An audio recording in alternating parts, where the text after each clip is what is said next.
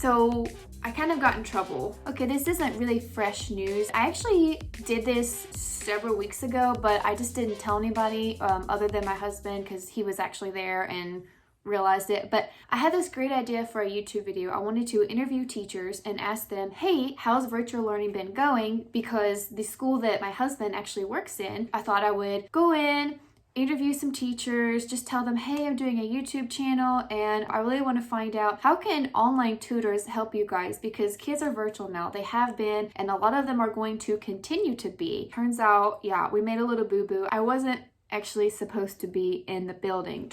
Busted. I was supposed to have permission to be there. I did wear a mask the whole time. I didn't just run up to them and was like, I'm not gonna do that. But it did make me think of something though.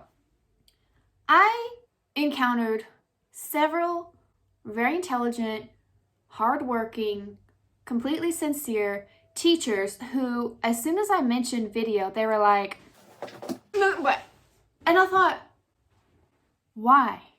We as teachers, and some of you, you know, I'm speaking to the parents as well, we work really hard to make sure our kids are educated, well-rounded. We want them to love themselves, not too much, but you get what I'm saying. And then I'm thinking, are we hypocrites because we're afraid to show our own faces sometimes? I was actually even a little bit worried about filming this video because I thought, I don't have enough makeup on. And then I decided that's silly. I'm literally going to be talking about how wonderful we are without our insecurities. I really think that one of the best ways to reach these kids today is to make videos, do live streams. Just be okay with who you are. I mean, I don't really like going back and watching myself talk. I'm just like, ugh, I need a microphone. My sound quality's bad. We're all our own worst critic, as they say. I know we hear that all the time. I just want to encourage you guys. I've been watching shows like The Home Edit, and of course I go and watch Hoarders because it motivates me to organize things. I had a huge bag of tons and tons of old pictures, like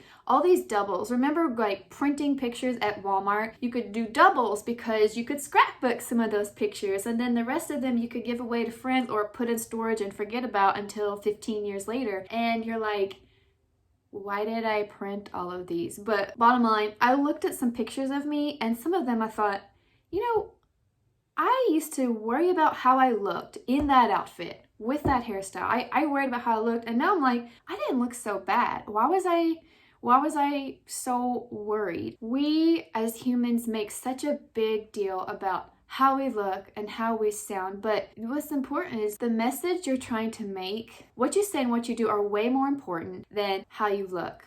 So do you want to teach your students? Do you want to teach your children? Do you want them to learn? If you're camera shy, just start making some videos that nobody will ever see, or make some Snapchat videos if you have that app. You can make Instagram stories and just post them. I mean, just think about it. Some people don't pay all that close attention like you think they will. If you want them to pay attention, you can, you can spam them, that's fine. But just start branching out. Pick a day when you're really feeling passionate about something, if you're really in the mood to talk about something. Like, one thing that always bothers my husband is when he tells people he's a math teacher, people are like, oh,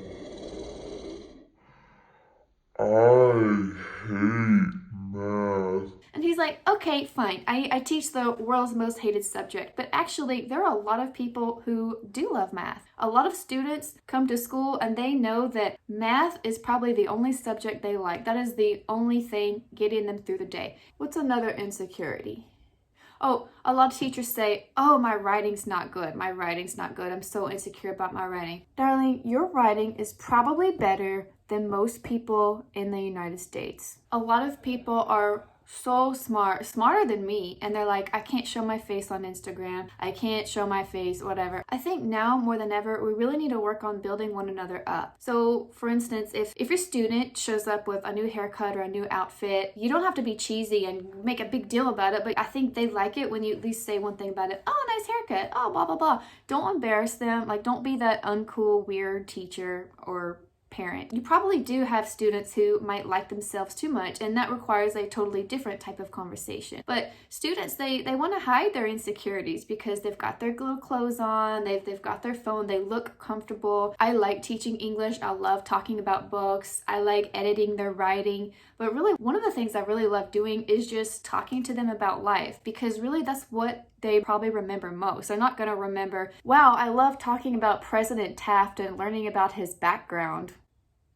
You know, maybe that's not as memorable as so-and-so broke up with their boyfriend and you empathize with that. And so you actually take a few minutes to say, man, you know what? That sucks. Breakups are the worst. Here's my story. I think they appreciate you relating to them. They might not come out and say, thank you, you saved my day. They may not ever say that, but don't be afraid to like be personable with people. Obviously, you don't want to share too much information, but the whole point is we want to be confident and honest with our students. We don't want to just teach them the content and then sign off, or teach them the content and walk out the door. You know, life is pretty short. You have a responsibility that you've chosen to do. I want to reach students no matter what age they are. You can help young people become more well-rounded. You can tell people not to believe everything they see on the internet because they need to learn to think for themselves. That phrase right there is not in any textbook. That's just something that I think we as teachers need to convey to students. So guys, that's all. I just wanted to talk about insecurity and teaching. If you like this content, like, share, and subscribe.